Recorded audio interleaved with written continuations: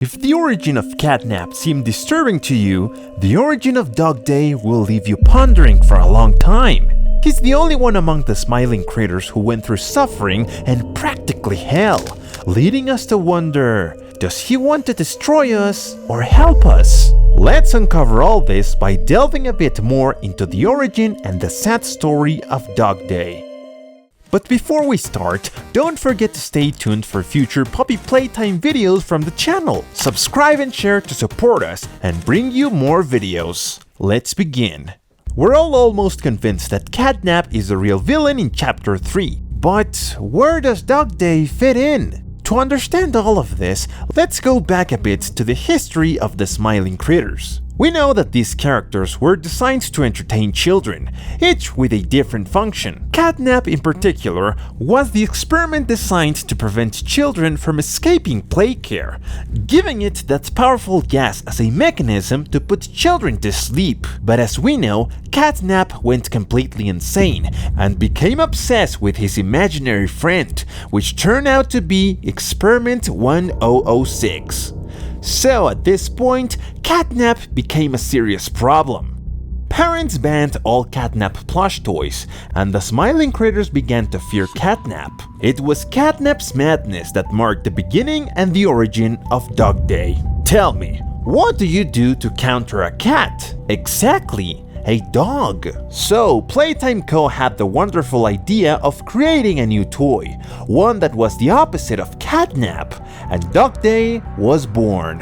DogDay had to fill the void that the cat left, so they created this orange character with a sun color, because unlike Catnap, DogDay represents the day and all the joy and positivity of the Smiling critters, who started to see him as a great friend, unlike Catnap, who each day took a darker path, to the point of being banished and locked away in the depths, something that wouldn't last forever. Catnap would eventually be released, causing the extinction of all of his friends and other toys. Catnap emerged from his crazed abyss, more insane than before, and with the sole mission of making everyone adore Experiment 1006.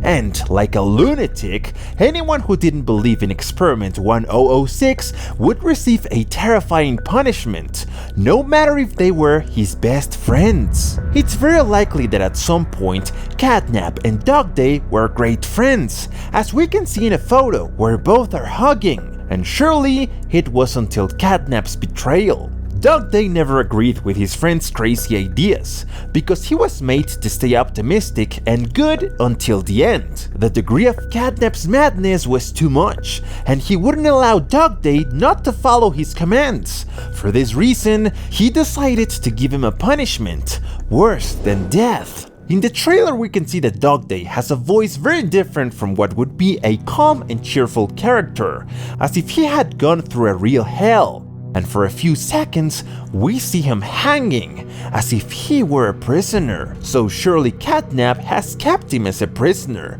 subjecting him to different types of torture. Seeing his friends die was just the beginning of DogDay's torment.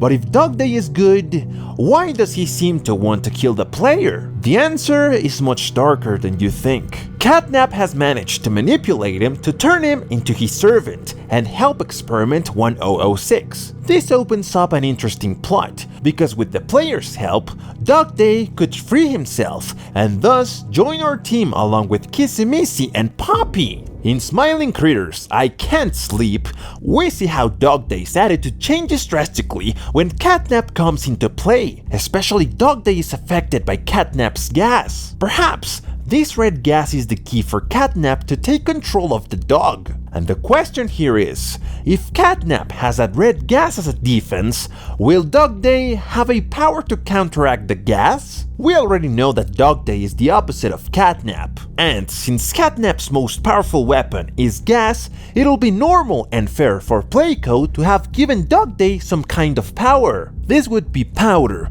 gas, or light that can eliminate Catnap's attack. The only clue we have is his collar, which could emit heat or direct directly absorb Catnap's gas, or even have its own version of the gas, one that smells like vanilla. With all this, I don't want to say that Dog Day is 100% on our side, because we don't know everything he has had to live through.